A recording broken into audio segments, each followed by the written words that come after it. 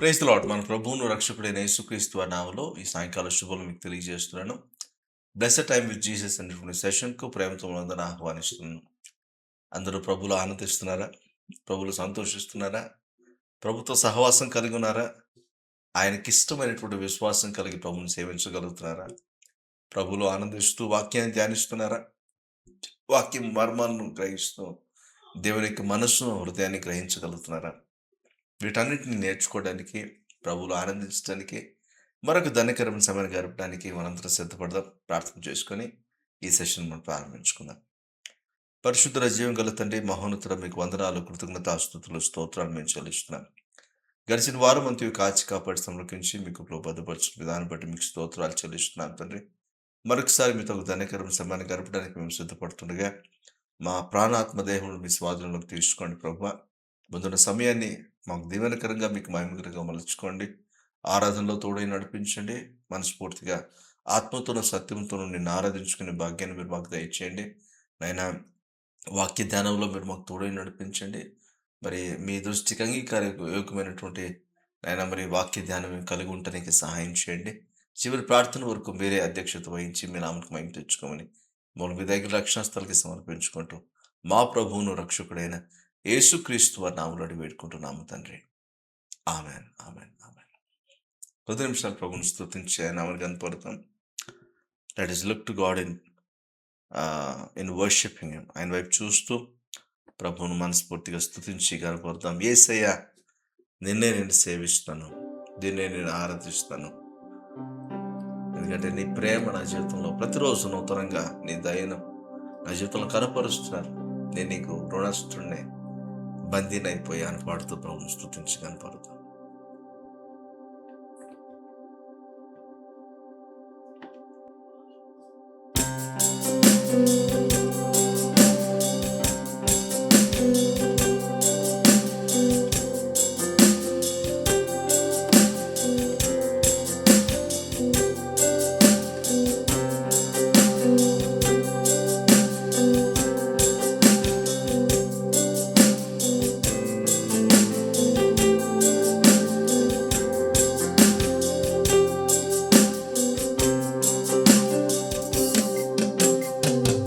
యేసయ్యా, నిన్నే సేవింతును, ఆరాధింతును, స్తుతింతును. యేసయ్యా, నిన్నే ప్రేమింతును, ఆరాధింతును, స్తుతింతును. బందీనైపోయా నీలో మునిగి తేలాక, నా వల్ల కాదయ్యా నిన్ను వీడియుండుట. బందీనైపోయా నీలో మునిగి తేలాక, నా వల్ల కాదయ్యా నిన్ను వీడియుండుట. యేసయ్యా, యేసయ్యా, యేసయ్యా, యేసయ్యా, యేసయ్యా, యేసయ్యా, యేసయ్యా, యేసయ్యా. నన్ను వీడని నీ ప్రేమను, ఎడబాయని నీ కరుణను, వెన్నంటి ఉండే కృపలను నింపగలనా. నన్ను వీడని నీ ప్రేమను, ఎడబాయని నీ కరుణను, వెన్నంటి ఉండే కృపలను వర్ణించగలనా. బందీనైపోయా నీలో మునిగి తేలాక, నా వల్ల కాదయ్యా నిన్ను వీడియుండుట. బందీనైపోయా నీలో మునిగి తేలాక, నా వల్ల కాదయ్యా నిన్ను వీడియుండుట. యేసయ్యా, యేసయ్యా,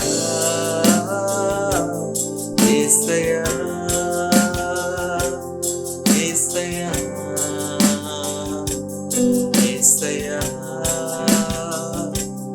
యేసయ్యా యేసయ్యా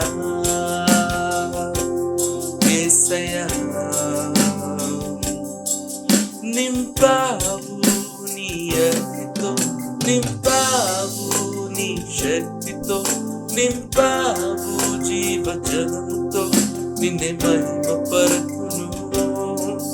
నింపావు నీ అగ్నితో, నింపావు నీ శక్తితో, నింపావు జీవజలముతో, నిన్నే మహిమపరతును. బందీనైపోయా నీలో మునిగి తేలక, నా వల్ల కాదయ్యా నిన్ను వేడియుండుట.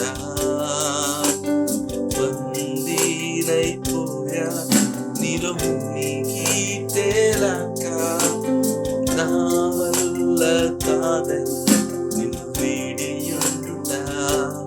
యేసయ్యా యేసయ్యా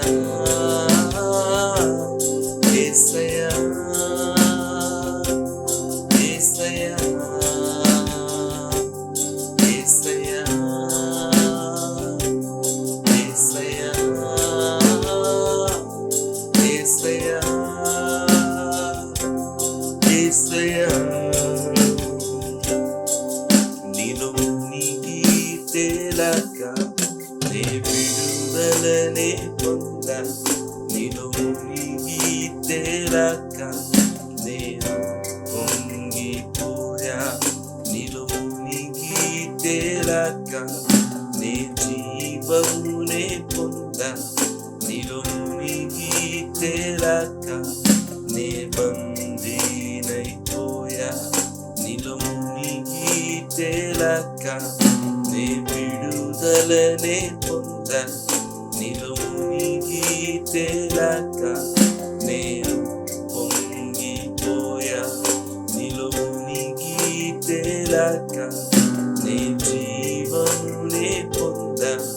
నీలో మునిగి తేలక నే బందీనైపోయా. యేసయ్యా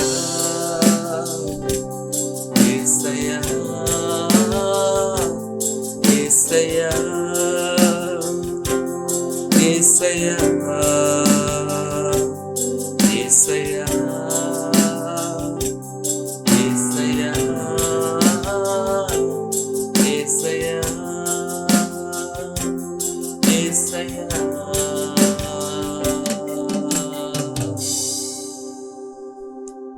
thank you lord, thank you Jesus. ప్రభువా మీకు వందనాలు.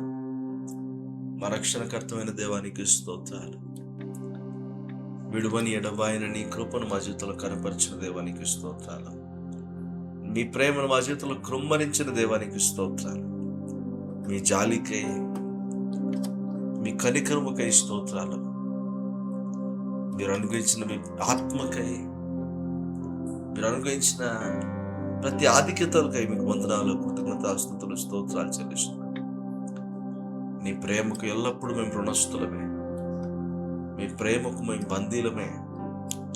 ఈ ప్రేమను ఆస్వాదిస్తూ, నీలో సంతోషిస్తూ, విశ్వాసయాత్రలో ముందు కొనసాగటానికి ఇస్తున్న కృపను బట్టి మీకు వందనాలు చెల్లిస్తూ, సమస్తమైన మహిమ, ఘనత, ప్రభావం మీకే ఆరోపిస్తూ, మా ప్రభువును రక్షకుడైన యేసుక్రీస్తు వారి నామములోనే మా స్తుతిని, ఆరాధనను మీకే సమర్పిస్తున్నాము తండ్రి. ఆమేన్, ఆమేన్, ఆమేన్, ఆమేన్.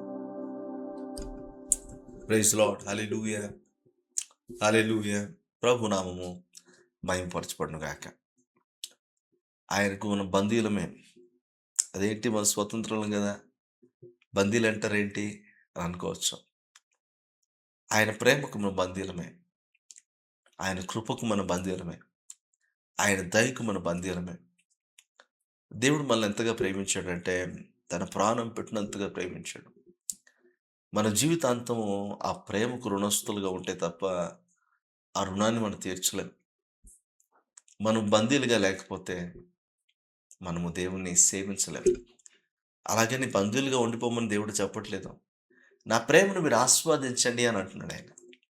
బందీలుగా ఉండి అది ఒక భారంగా మనం అవ్వాల్సిన అవసరం లేదు. ఒక అబ్లిగేషన్‌గా దాన్ని ఫీల్ అవ్వాల్సిన అవసరం లేదు గానీ, దాన్ని మీరు ఆస్వాదిస్తా ఉండండి.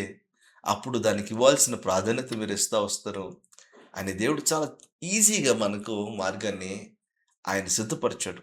కానీ మనము భక్తి చేయాలంటే, ఆయన ప్రేమించాలంటే, ఆయన్ని సేవించాలంటే, అయ్యో! అన్ని రెస్ట్రిక్షన్స్ మనం ఎక్కడ చేయగలుగుతాం? అన్ని నియమాలు మనం ఎక్కడ పాటించగలుగుతాం?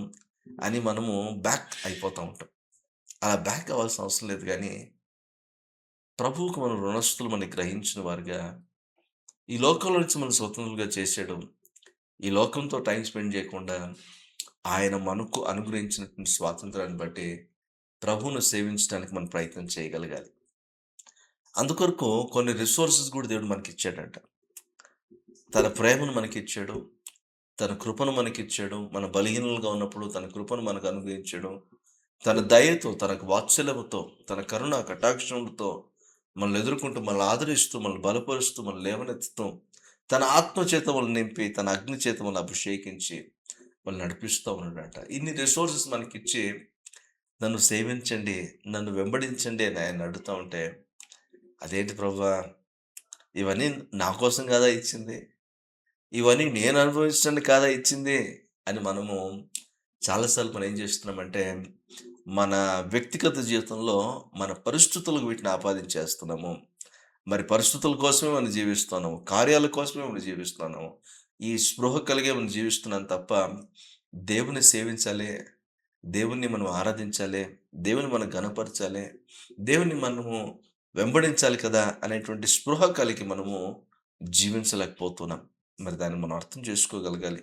అలా మనము ఎప్పుడైతే ఆ స్పృహలో మనం జీవించడం ప్రారంభిస్తామో, దేవుని ప్రేమను వాల్యూ చేయడం ప్రారంభిస్తాం. దేవుని కృపను వాల్యూ చేయడం ప్రారంభిస్తాం. దేవుని దయను వాల్యూ చేయడం ప్రారంభిస్తాం. దేవుని యొక్క కనికరాన్ని వాల్యూ చేయడం ప్రారంభిస్తాం. లేదనుకోంటే వాటికంత వాల్యూ మనము ఆపాదించలేం. ఈరోజు మన జీవితంలో దేవుడు ఇన్వెస్ట్ చేసింది, ఆపాదించింది చాలా ఎక్కువ. చాలా గొప్పది. కానీ మనము ఎందుకో, ఎందుకనో మరి మనము ఆయనకు తగినట్టుగా జీవించలేకపోతున్నాము. నడుచుకోలేకపోతున్నాము. ఒకసారి మనము పరీక్షించుకొని ప్రభువా! నీ దృష్టికి అంగీకారయోగ్యం పడుతున్నకలు నడుచుకోవాలంటే, మాకేదైతే అడ్డుగా ఉందో దాన్ని తొలగించండి. మేము ఆబ్లిగేషన్‌గా ఒక భారంగా దీన్ని ఫీల్ అవ్వకూడదు గానీ, ఋణస్థులమే. దాన్ని మేము అనుభవిస్తూ చక్కగా మీకు ఋణస్థులుగా మేము జీవించే భాగ్యాన్ని మాకు దయచేయండని, ఆ స్పృహలోనికి ఎప్పుడైతే వస్తామో, అప్పుడు మనం నిజంగా దేవుని సేవించగలుగుతాం. నిజంగా ఆయన వెంబడించగలుగుతాం. నిజంగా ఆయన ప్రేమించగలుగుతాం. అంటే దీవెనకరమైనటువంటి ఆధ్యాత్మికమైనటువంటి మనుగడలోకి మనం రావడానికి దేవుడే తన కృపను మనకు చూపించి సహాయం చేసి నడిపించును గాక. ఆమేన్. ఆమేన్. మంచిది. లెర్న్ టు నో మినిస్ట్రీస్ ద్వారా ప్రతి ఆదివారం సాయంత్రం 7 గంటలకు ప్రసారం అవుతున్నటువంటి ఈ బ్లెస్డ్ టైమ్ విత్ జీసస్ అనేటువంటి సెషన్ మీకు దీవెనకరంగా ఉందని నేను నమ్ముతున్నాను. ఒకవేళ మీకు దీవెనకరంగా అనిపిస్తే మీ ఫ్రెండ్స్ అండ్ రిలేషన్స్‌తో కూడా షేర్ చేయాలని మీకు మనవి చేస్తున్నాను. మీరు ఒక 40 మినిట్స్ దేవునితో గడపడానికి ఇది చక్కటి అవకాశంగా ఉంటది గనక, లెర్న్ టు నో అనేటువంటి యూట్యూబ్ ఛానెల్‌లో ఇది మీకు అందుబాటులో ఉంటది గనక, దీన్ని మీరు ఎప్పుడైనా చూడొచ్చని కూడా మీకు మనవి చేస్తున్నాను. తర్వాత ప్రతి బుధవారం వర్డ్ ఆఫ్ విజ్డమ్ వావ్ అనేటువంటి ఇంగ్లీష్ షార్ట్ మెసేజ్ కూడా మీకు అందుబాటులో ఉంది. దాన్ని కూడా మీరు వీక్షించొచ్చని మీకు మనవి చేస్తున్నాను. నాన్ తెలుగు పీపుల్‌కి మరి దీన్ని మీరు పరిచయం చేయొచ్చని కూడా మీకు మీకు మనవి చేస్తున్నాను. లేదు తెలుగు కూడా మాకు రాదు, ఇంగ్లీషే మేము కంఫర్టబుల్ ఫీల్ అవుతాం అనుకుంటే కూడా you can watch word of wisdom wow అనేటువంటి ఇంగ్లీష్ షార్ట్ మెసేజ్ మీకు ఎవ్రీ వెన్స్‌డే మీకు అందుబాటులో ఉంటది. బైబిల్ స్టడీ సీరీస్ కూడా స్క్రిప్చర్ టైమ్ అనేటువంటి ప్రోగ్రామ్ ద్వారా ప్రతి శుక్రవారం తెలుగులోను, ప్రతి శనివారం ఇంగ్లీష్‌లోను మీకు అందుబాటులో ఉంది. బైబిల్‌లోని ప్రతి బుక్‌ని మరి వివరణాత్మకంగా మీకక్కడ వివరించడం జరుగుతుంది. మరి ఔట్‌లైన్ అంతా కూడా మీకిస్తూ దాంట్లోని సారాన్ని మీకు తెలియజేయడానికి ప్రయత్నం చేస్తున్నాను. మరి ఆ వాక్యాన్ని కూడా మీరు ధ్యానించాలని మీకు మనవి చేస్తున్నాను. మీరు వాక్యాన్ని చదవాలి. There is no alternative for that. వాక్యాన్ని మీరు చదువుతూ మరి ఒకవేళ మీకు అర్థం కాకపోతే, కొంచెం ఇంట్రెస్టింగ్‌గా అనిపించకపోతే please do follow the scripture time series. మరి దాన్ని మీరు ఫాలో చేస్తూ ఇంగ్లీష్‌లో గాని, తెలుగులో గాని మీరు నేర్చుకొని వాక్యంలో మీరు బలపరచబడాలని మీకు మనవి చేస్తున్నాను. దీవెనకరంగా అనిపిస్తే ఫ్రెండ్స్ అండ్ రిలేషన్స్‌తో కూడా మీరు షేర్ చేయొచ్చని మీకు మనవి చేస్తున్నాను. ఇవి కూడా లెర్న్ టు నో అనేటువంటి యూట్యూబ్ ఛానెల్‌లో మీకు అందుబాటులో ఉంటాయి. ప్రతి రోజు కూడా మీరు పర్సనల్ డివోషన్ టైం మీరు ప్రార్థన చేసుకొని, వాక్యాన్ని చదువుకున్న తర్వాత, మరి మీ దగ్గర అడిషనల్ టైం ఉంటే ప్రతిరోజు డైలీ డివోషన్ ఫేస్‌బుక్ అండ్ ఇన్‌స్టాగ్రామ్‌లో లెర్న్ టు నో అనేటువంటి పేజ్‌లో మీకు అందుబాటులో ఉంది ఇంగ్లీష్‌లో. దాన్ని మీరు చూడొచ్చని. వాక్యానుసారమైనటువంటి డివోషనల్ అందులో మీకు ఉంటది. ఒక డివోషనల్ ప్రేయర్ గూడా అందులో మీకు కనపడుతది. దాన్ని గూడా మీరు వినియోగించుకోవచ్చని, మీరు ఆధ్యాత్మికంగా బలపరచబడ్డానికి దాన్ని మీరు వినియోగించుకోవాలని, ఫ్రెండ్స్ అండ్ రిలేషన్స్‌తో కూడా మీరు షేర్ చేయాలని, ఈ పేజెస్‌ని మీరు ఫాలో చేయాలని కూడా మీకు మనవి చేస్తున్నాను. ప్రతి ఆదివారం ఉదయం 10 గంటలకు ద లార్డ్ సెంట్రిక్ చర్చ్ అనేటువంటి చర్చ్‌లో మేమందరం కలిసి ఆరాధనలో పాల్గొంటున్నాము. లెర్న్ టు నో మినిస్ట్రీస్ ద్వారా దేవుడు మాకిచ్చినటువంటి దర్శనాన్ని బట్టి ది లార్డ్ సెంట్రిక్ చర్చ్ అనేటువంటి సంఘాన్ని మేము ప్రారంభించడం జరుగుతుంది. అక్కడ ఆరాధన జరుగుతుంది. ప్రతి ఆదివారం చీమసంద్ర అనేటువంటి ప్లేస్‌లో మరి దేవుని యొక్క కృపను బట్టి ఆరాధన జరుగుతా ఉంది. మరి మీలో ఎవరైనా బెంగుళూరులో ఉంటూ ఒక సంఘం కొరకు మీరు వెతుకుతున్న వారుగా ఉంటే, వాక్యానుసారమైనటువంటి దేవుని చిత్తానుసారమైనటువంటి చర్చ్ కొరకు మీరు వెతుకుతున్నట్లయితే, ఎక్కడికి వెళ్ళని వారైతే please do come and join us in Sunday worship every Sunday morning 10 గంటలకు మరి ఆరాధన ప్రారంభం అవుతుంది గనుక, ఒక 2 అవర్స్ దేవునితో గడపడానికి please do come and join us in service in person. Okay. ప్రస్తుతానికి లైవ్ ఏమి ఇవ్వట్లేదు. మీరు పర్సనల్‌గా జాయిన్ అవ్వచ్చని కూడా మీకు మనవి చేస్తున్నాను. లార్డ్ సెంట్రిక్ చర్చ్ చీమసంద్రాలో బెంగుళూరులో ఉంది గనుక మీరు అందులో జాయిన్ అవ్వచ్చని కూడా మీకు మనవి చేస్తున్నాను. తర్వాత మీ ఏరియాలో మీ ఫ్రెండ్ సర్కిల్‌లో ఎక్కడైనా కేఎస్ఎల్ గ్రూప్స్ మీకు కావాలని మీకు అనిపిస్తే please do reach out to us. బెంగుళూరులో చాలా బిజీగా లైఫ్స్ ఉంటున్నాయి. కానీ వాక్యానికి సమయం ఇచ్చి, ఫెలోషిప్‌కి సమయం ఇవ్వడానికి ఎవరి దగ్గర కూడా సమయం లేదు. అలాంటి సమయంలో మరి యవనస్తులుగా కూడుకోవాల్సొచ్చినా, మరి ఎవరైనా సరే మీరు యాస్ ఎ ఫెలోషిప్‌గా మీరు కూడుకోవాలనుకుంటే, మీ ఏరియాస్‌లో ప్రేయర్ సెల్ గ్రూప్స్‌ను రన్ చేయడానికి మేము సిద్ధంగా ఉన్నాము. దేవుని కృపను బట్టి ప్రార్థన చేసి, మీ కోరిక మేరకు మీ ఏరియాలోనే ఒక ప్రేయర్ సెల్ గ్రూప్‌ను నిర్వహించడానికి దేవుడు కృప చూపిస్తారు గనుక, మరి ఖచ్చితంగా మీరు ఇంట్రెస్ట్ ఉన్నవాళ్ళు ప్లీజ్ డూ ఫాలో అస్ అని కూడా మాకు తెలియచేయాలని కూడా మీకు మనవి చేస్తున్నాను. మరి మీ ప్రార్థన అవసరతలు ఏమన్నా మాకు తెలియచేయండి. We're more than happy to pray for you. వాక్యానుసారంగా మీకు ఎక్కడ డౌట్స్ ఉన్నా కూడా please do reach out on these numbers. మీరు వాట్సాప్ చేసినా, కాల్ చేసి మాట్లాడినా we're more than happy to respond to you and మీకు డౌట్స్ నివృత్తి చేయడానికి కూడా అవకాశం ఉంటుందని కూడా మీకు తెలియజేస్తున్నాను. So learn to know ministries కొరకు మీరు ప్రార్థన చేయండి. దేవుని మహిమార్థమై ఈ యొక్క పరిచర్యలు జరగాలని కూడా, దేవుని చిత్తాన్ని నెరవేర్చే విధంగా ఈ పరిచర్యలు ముందుకు కొనసాగాలని కూడా మీరు ప్రార్థన చేయాలని మీకు మనవి చేస్తున్నాను. మంచిది. దేవుని వాక్యంలోకి వెళ్దాం. దేవుని వాక్యాన్ని మనం ధ్యానించుకుందాం. ఈరోజు మరొకసారి దేవుని గుణ లక్షణాలను ఈరోజు మనం ధ్యానించడానికి ప్రయత్నం చేద్దాం. దేవుని గుణ లక్షణాలను మనం ఎప్పుడైతే అర్థం చేసుకుంటామో, మన జీవితంలో దేవుడు నిర్దేశించి ఉంచిన ఆయన చిత్తాన్ని మనం గ్రహించగలుగుతాం. అంత మాత్రం కాదు, దేవుని గుణలక్షణాలను ఎరిగిన వారంగా వాటిని అనుభవిస్తూ, వాటిని ప్రచురం చేసేటువంటి స్థాయిలోనికి మన ఆత్మీయత కూడా వస్తుంది గనుక, అవి కూడా నేర్చుకోవడానికి మనం ప్రయత్నం చేద్దాం. ఈరోజు మీతో మాట్లాడాలనుకున్న టాపిక్ ఏంటంటే, కరుణించు దేవుడు, మర్సిఫుల్ గాడ్ అని మీతో ఈ టాపిక్ మీద మాట్లాడాలని ఆశపడుతున్నాను. మరి ఒక మాట చూసుకొని మనం ముందుకెళ్దాం. రోమిల్కి రాసిన పత్రిక 9వ అధ్యాయము 15, 16 వచనాల్లో గల దేవుని మాటను ఒకసారి చదివి మనం ముందుకెళ్దాం. రోమిల్కి రాసిన పత్రిక 9వ అధ్యాయము 15 మరియు 16 వచనాలు. అందుకు మోషేతో ఇలాగ చెప్పుచున్నాడు, ఎవరిని కరుణింతునో వారిని కరుణింతును, ఎవని ఎడ్ల జాలి చూపుదునో వాని ఎడ్ల జాలి చూపుదును. కాగా పొందుగోరు వాని వలనైనను ప్రయాసపడు వాని వలనైనను కాదు కానీ కరుణించు దేవుని వలననే అగును. దేవుడి మాటలు మనం ఇంట్లో దీవించి ఆశీర్వదించుగాక. ఎవరికి కరుణ చూపించాలో వారికి చూపిస్తాను, ఎవరికి చూపించకూడదు అనుకుంటానో వారికి చూపించను. మనుషుల ప్రయాసను బట్టి కాదు, లేకపోతే మనిషి కోరేటువంటి వారి యొక్క ఇష్టాన్ని బట్టి కాదు, కానీ కరుణించు దేవుడు కనికరము, కరుణ చూపించడానికి సమర్థుడైన దేవుడు. ఆయన నిర్ణయం చెప్పున కరుణిస్తాడు అని ఇట్లా వాక్యాలు మనం చూస్తున్నాం. కరుణించేటువంటి దేవుడు ఆయనకంటూ ఒక చాయిస్ ఉంది అని కూడా మనం అర్థం చేసుకోవాలి. ఎందుకంటే ఈ లోకంలో అందరినీ ఆయన కరుణిస్తున్నాడు. ఒక్కరని ఆయన ఫేవరెట్ ఎవరు లేరు. ఆయన పక్షపాత అయితే కాదు. ఎందుకు ఈ మాట చెప్తున్నానంటే, మీరు ఎండ చూడండి, లేకపోతే వర్షం చూడండి, అందరి మీద కురుస్తుందా? కొందరి మీదనే కురుస్తుందా? ఆఫ్‌కోర్స్ మీరు చెప్పొచ్చు. కొన్ని కొన్ని ఏరియాస్‌లోనే వస్తా ఉందండి. అయితే అక్కడ గూడా ఓన్లీ కొంతమంది మీదే ఉందా? అందరి మీద ఉందా? అందరి మీద గూడా ఉంది గదా! అంటే దేవుని ప్రేమ గావచ్చు, దేవుని కరుణ గావచ్చు అందరికీ సమానంగా ఇవ్వబడుతుంది. కానీ ఎంతమంది వినియోగించుకుంటారో, ఎంతమంది వినియోగించుకోరో ఆయనకు తెలుసు ముందుగానే. అది మనం అర్థం జేసుకోవాలి. అందుకే ఆయన కరుణను వేస్ట్ చేసుకోడాయన. ఆయన కరుణ, ఆయన దయను వేస్ట్ చేసుకోడాయన. మనిషికి ఆయుష్కాలం అంతా కూడా దేవుని దయ చాలా అవసరం. ద మెర్సీ అనే మాట మనకు అర్థమవ్వాలి. దేవుడు కనికర సంపన్నుడు, కరుణించువాడు అని మనకు అర్థమవ్వాలి. ఆయన దయ చూపిస్తున్నాడు. ప్రతిరోజు దయ చూపిస్తున్నాడు. ప్రతిరోజు మనం నిర్మూలమవ్వకుండా విలాప వాక్యంలో 3వ అధ్యాయంలో ఈ మాట ఉంటది. మనం నిర్మూలమవ్వకుండా ప్రతిరోజు నూతనంగా ఆయనకు మన పట్ల దయ కలుగుతుందంట. అలా ప్రతిరోజు దయ కలగడాన్ని బట్టి ఈరోజు మనము సజీవ లెక్కలో ఉండగలుగుతున్నాం. ప్రతిరోజు ఆయన దయ మనకు లేకపోతే, ఆయన మన మీద కరుణించకపోతే, నిజంగా మనం ఉదయం లేస్తామో లేమో కూడా తెలీదు.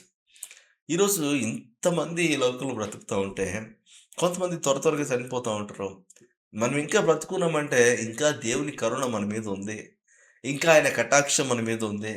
ఇంకా ఆయన మనల్ని కనికరిస్తున్నాడు, మరొక అవకాశాన్ని ఇస్తున్నాడని మనం అర్థం చేసుకోవాలి. అది మనకు గుర్తు చేస్తుంది కానీ, మనం ఏం చేస్తున్నామంటే, ఇంకా పెట్టిరేగిపోతున్నాం. ఇంకా ఎక్కువగా పాపం చేయటానికి పరుగులెత్తుతున్నాం. అలా మనం చేయకుండా ఉండటానికి మొదట ఆయన కరుణ ఎలాంటిదో, ఆయన దయ ఎలాంటిదో, ఆయన కనికరం ఎలాంటిదో మనం అర్థం చేసుకోవడానికి ప్రయత్నం చేయాలి. ఎందుకంటే ప్రతిరోజు ఆయన దయని ఇస్తున్నాడు. ఎందుకంటే ఈ రోజైనా తెలుసుకుంటామని. ఆయన ఎలాంటివాడో, ఆయన కరుణ ఎలాంటిదో. మోషేతో అంటున్నాడు, మోషే ద్వారా చెప్పబడుతుంది, ఎవని పట్ల నేను కనికరం చూపించాలనుకుంటున్నానో వారికి చూపిస్తాను. ఎవరికి జాలి చూపించకూడదనుకుంటున్నానో వారికి నేను చూపించను. It is up to me. నాకే అది సొంతము. అది నేను ఎవరికి చూపించాలనుకున్న వారికి చూపిస్తానంటున్నాడు. ఈరోజు కొంతమంది నశించిపోతున్నారు. వారికి దేవుడు కరుణ చూపించట్లేదనా? వారి జీవితంలో తొంగి చూస్తే అనేకమైన ఆపర్చునిటీస్ వారికి ఇవ్వబడి ఉంటాయి. కానీ వినియోగించుకొని ఉండరు. దేవుడు ఎవరికీ పక్షపాతి కాదండి. ఆయన ఎప్పుడు ఎవరికి అన్యాయం చేసేటువంటి వాడైతే కాదు. ఆయన ప్రతి ఒక్కరికి కరుణ చూపిస్తాడు, దయ చూపిస్తాడు. కానీ వారు దాన్ని వినియోగించుకుంటే వారు బాగుపడతారు. మంచి మార్గంలోకి వారొస్తారు. దేవునికి ఇష్టలుగా వారు జీవిస్తారు. కానీ మనలో చాలామంది దేవుని కృపను సరిగ్గా వినియోగించుకోలేకపోతున్నాం. దేవుని కరుణను ఆయన చేతకానితనంగా మనం చూస్తున్నాం. ఇలా మనం జీవించడాన్ని బట్టి ఆయన గురించి సరైన అవగాహన మనలో లేకపోవడాన్ని బట్టి ఆయన మనకు అనుగ్రహిస్తున్న ఈ రిసోర్సెస్‌ని మనము సరిగ్గా వినియోగించుకోలేని పరిస్థితి మనలో కనపడతా ఉంది. దేవుడు చాలా స్పష్టంగా ఇజ్రాయెల్ ప్రజలను కనికరించాడు. ఎందుకు కనికరించాడంటే వారితో నిబంధన చేశాడు కాబట్టి వారిని ఎక్కువగా కనికరించాడు. అయితే నిబంధనలు లేని వారికి ఆయన కనికరం చూపలేదంటే వారికి కూడా కనికరం చూపించాడు. ఇప్పుడు చూడండి కనాను దేశాన్ని ఇజ్రాయెల్ ప్రజలకు ఇస్తానని వాగ్దానం చేశాడు. కానీ కనాను ప్రజల్ని ఆయన, ఆయన త్రోసివేయలేదు. కనాను ప్రజలకు అవకాశాలు ఇస్తా వచ్చాడు. మీరు గమనిస్తే అబ్రాహాముతో వాగ్దానం చేసిన దేవుడు నీ తర్వాతి తరముల వారికి నేను ఈ కనాను దేశాన్ని ఇస్తానన్నాడు. అక్కడ పెరిజ్జీయులు, హవ్వీయులు వీళ్ళందరూ అమోరీయులు వీళ్ళందరూ కూడా ఉన్నారు. మరి వారికి అన్యాయం చేసి ఇజ్రాయెల్ ప్రజలకు ఏ యోగ్యత లేని వారికి ఇవ్వాలనేది దేవుని ఉద్దేశమా? కాదు. వారక్కడ అనుభవిస్తున్నారు. కానీ వారు దేవుని కరుణను, ఆయన కటాక్షాన్ని, ఆయన కనికరాన్ని, ఆయన దయను వినియోగించుకోలేకపోతున్నారని చూస్తున్నాం. వారక్కడ వినియోగించుకోలేదు. అక్కడికి వెంటనే వారికిస్తానని చెప్పలే. దేవుడేమన్నాడంటే, ఇదిగో తమది గాని దేశంలో 430 సంవత్సరాలు ఇజ్రాయెల్ ప్రజలు ఎళ్ళిపోతారు. వారక్కడికెళ్ళి తర్వాత వారిని విడిపిస్తాను. 430 సంవత్సరాలు తర్వాత ఇప్పుడు అర్థం చేసుకుంటే ఆ 430 సంవత్సరాలు తర్వాత ఇంకో 40 సంవత్సరాలు వారు అరణ్యంలో గడిపారు. అంటే 470 సంవత్సరాలు ఇజ్రాయెల్ ప్రజలు ఆ 470 సంవత్సరాల వరకు వారికి అవకాశం దొరుకుతూనే ఉంది. దేవుని కనికరం వారికి దొరుకుతూనే ఉంది. కానీ వారిలో మార్పు లేదు కాబట్టి, ఇక వారిని తోలేసి దేవుడక్కడ కనానులో ఈ దేవుని ప్రజలనక్కడ ఆయన స్వాస్థ్యంగా వారికి ఆ ప్రాంతాన్నిచ్చి, అక్కడ వారిని స్వాధీనపరుచుకునేలా చేస్తున్నాడు. అంటే ఏంటి? దేవుడు అందరికి అవకాశం ఇస్తాడు. అందరి పట్ల కరుణ చూపిస్తాడు. అందరికి తెలిసిన వాక్యం గదా! యోహాను సువార్త 3వ అధ్యాయం 16వ వచనం. దేవుడు లోకమును ఎంతో ప్రేమించెను. లోకమును అన్నప్పుడు అందరూ వస్తారా? కొద్దిమంది మాత్రమే వస్తారా? అందరిని ప్రేమించిన దేవుడు. కాగా ఆయన అద్వితీయ కుమారుడిగా పుట్టిన వానియందు విశ్వాసం ఉంచిన ప్రతి వాడును అంటే దేవుని కృప యేసుక్రీస్తు ద్వారా, దేవుని కనికరం యేసుక్రీస్తు ద్వారా అనుగ్రహించబడింది. ఎవరైతే ఒప్పుకుంటారో, ఎవరైతే యేసుక్రీస్తును కలిగి ఉండటానికి ఇష్టపడతారో, ఎవరైతే యేసుక్రీస్తు యందు విశ్వాసం ఉంచుతారో, ఎవరైతే దేవుని కనికరాన్ని ఇన్వైట్ చేస్తారో వారి జీవితంలోకి, ఎవరైతే దాన్ని కలిగి ఉంటారో వారు రక్షించబడతారు. వారికి నిత్య జీవం అనుగ్రహించబడుతది అని చూస్తున్నాం. అంటే దేవుని కరుణ ప్రతి ఒక్కరికి సమానంగా అనుగ్రహించబడుతుంది. ఆయన కరుణించే దేవుడుగా ఉన్నాడు. క్షమించే దేవుడుగా ఉన్నాడు. కృప చూపించేవాడుగా ఉన్నాడనేది మనం అర్థం చేసుకోవాలి ఇక్కడ. ఆయన ఎన్ని అవకాశాలు ఇస్తున్నాడంటే ప్రతిరోజు నిర్మూలన అవ్వకుండా ఏ నాటికి ఈడు ఆనాటికి చాలును.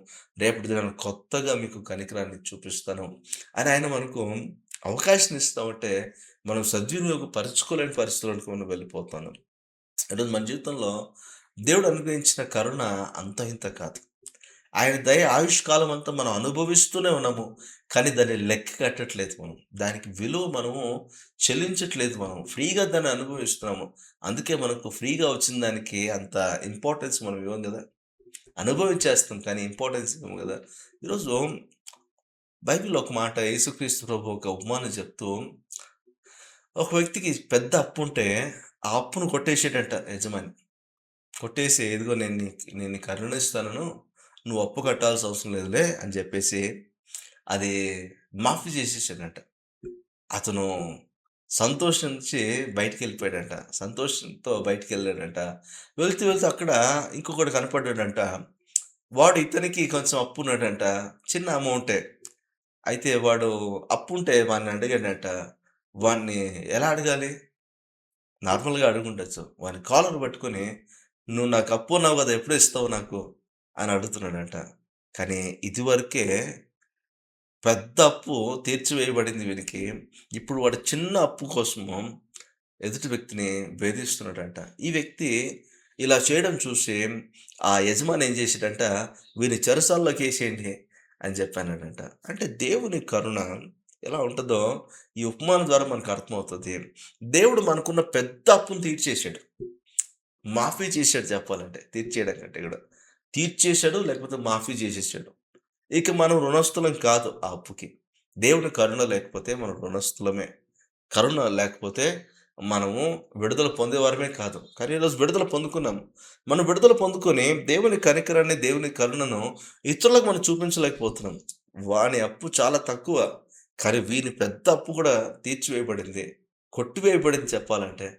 దేవుని కరుణను వినియోగించుకోలేని పరిస్థితి. దేవుని కరుణను మనము ప్రాక్టీస్ చేయలేని పరిస్థితి మన జీవితంలో కనపడుతుంది.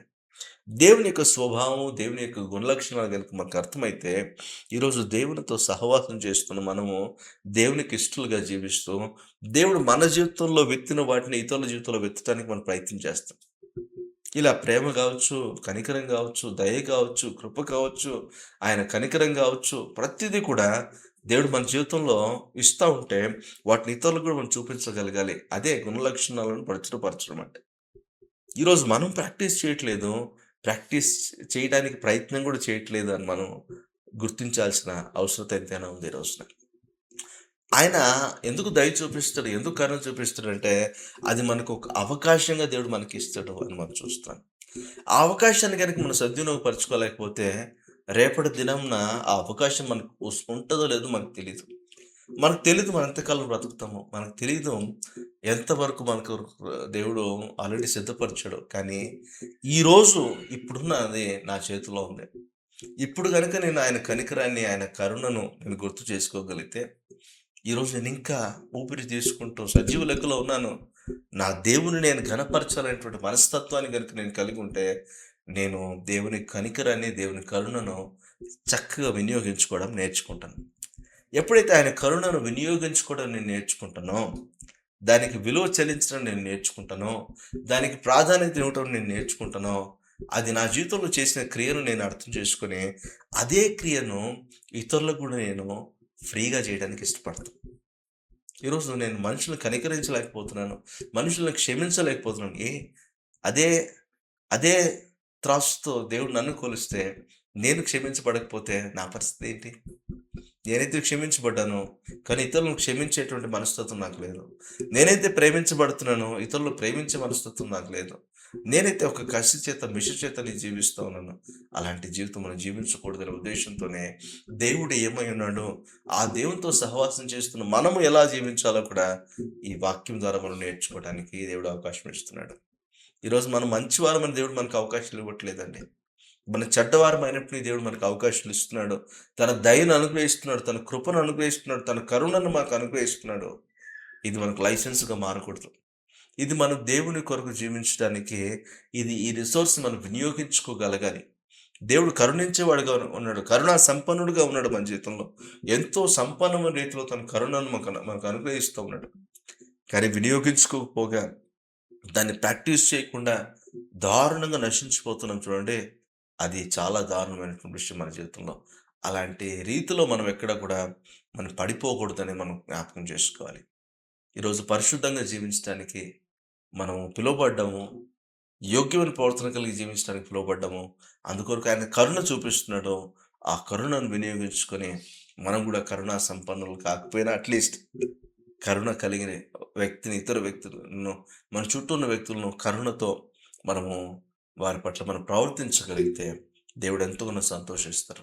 ఈరోజు ఆయన గురించి మనం అర్థం చేసుకుంటే, ఆ గుణ లక్షణాలు మనం కలిగి ఉండటానికి కూడా దేవుడు సహాయం చేస్తాడు. ఈరోజు మనం ప్రార్థన చేద్దాం. ప్రభా! నీ కరుణ నాకు నేర్పించు. నువ్వు పక్షపాతిగా లేవు. నేనెందుకు పక్షపాతిగా ఉండాలి? నీవు అందరిని ప్రేమించావు. నేను అందరిని ప్రేమించాలి. నువ్వు అందరిని ఓర్చుకున్నావు. నేను అందరిని ఓర్చుకోగలగాలి. నీ కరుణ నేను అనుభవించాను. ఇతరులకు కూడా నేను దాన్ని కనపరచగలగాలి. నాకు నేర్పించండి అని ప్రార్థన చేద్దాం. కళ్ళు మూసుకొని ప్రార్థన చేద్దాం. Thank you lord. పరిశుద్ధ జీవగల తండ్రి, మహోన్నతుడ మీకు వందనాలు, కృతజ్ఞతాస్తుతులు, స్తోత్రాలు మేము చెల్లిస్తున్నాం తండ్రి. కరుణించు దేవుడిగా నిన్ను నీవు మాకు జీవితంలో కనపరుచుకున్నావు తండ్రి. అనేక రీతులుగా ప్రభావ మా జీవితంలో దయను అనుగ్రహిస్తున్నాడు. నిర్మూలం అవ్వకుండా ప్రతిరోజు నూతనంగా దయ కలుగుతుంది మా పట్ల మీకు. ప్రతిరోజు నూతన వాత్సల్యంతో మమ్మల్ని దగ్గరకు చేసుకుంటున్నారు మీరు. ఈరోజు ప్రభా వాటిని మేము గుర్తించలేకపోతున్నాం. నిజంగా మీరు మాకు అనుగ్రహిస్తున్న ఈ అవకాశాలు మేము మంచివారమని మాకు ఇవ్వట్లేదు. మేము గొప్పవారమని మాకు ఇవ్వట్లేదు. అయోగ్యులమైన మాకు కూడా మీ కరుణ కటాక్షలను మీరు మీ కృప ద్వారా, మీ దయ ద్వారా మాకు అనుగ్రహిస్తూ ఉన్నారు. ఈరోజు వాటిని అంగీకరించి, వాటిని గ్రహించిన వారుగా మా జీవితంలో మీరు అనుగ్రహిస్తున్న కరుణ కటాక్షలను గుర్తుంచుకొని, ఇతరుల పట్ల మేము కరుణా కటాక్షలు చూపించడానికి ఏ కరుణ చేత అయితే మేము కరుణించబడ్డామో, అదే కరుణను మేము ప్రాక్టీస్ చేస్తూ, మరి ఇతరులకు మేము ఆ కరుణ చూపించగలిగే భాగ్యాన్ని మాకు దయచేసి నడిపించుకొని, మమ్మల్ని మీ దగ్గర రక్షణాస్థాలకి సమర్పించుకుంటూ యేసుక్రీస్తు వారి నామములో వేడుకుంటున్నాం తండ్రి. Amen. Amen. Thank you so much for watching. మీరు దీవించబడ్డారని నేను నమ్ముతున్నాను. ఈ సెషన్ మీకు దీవెనకరంగా ఉంటే మీ ఫ్రెండ్స్ అండ్ రిలేషన్స్తో మీరు షేర్ చేయండి. నెక్స్ట్ ఆదివారం మళ్ళీ మనం కలుసుకుందాం. అంతవరకు దేవుని సమాధానం మీకు తోడయండి. ఆయన కరుణను మీరు అనుభవిస్తూ ఇతరులకు ఆ కరుణను కనపరుచున్నట్లుగా దేవుడు మీకు సహాయం చేసి నడిపించును గాక. ఆమెన్.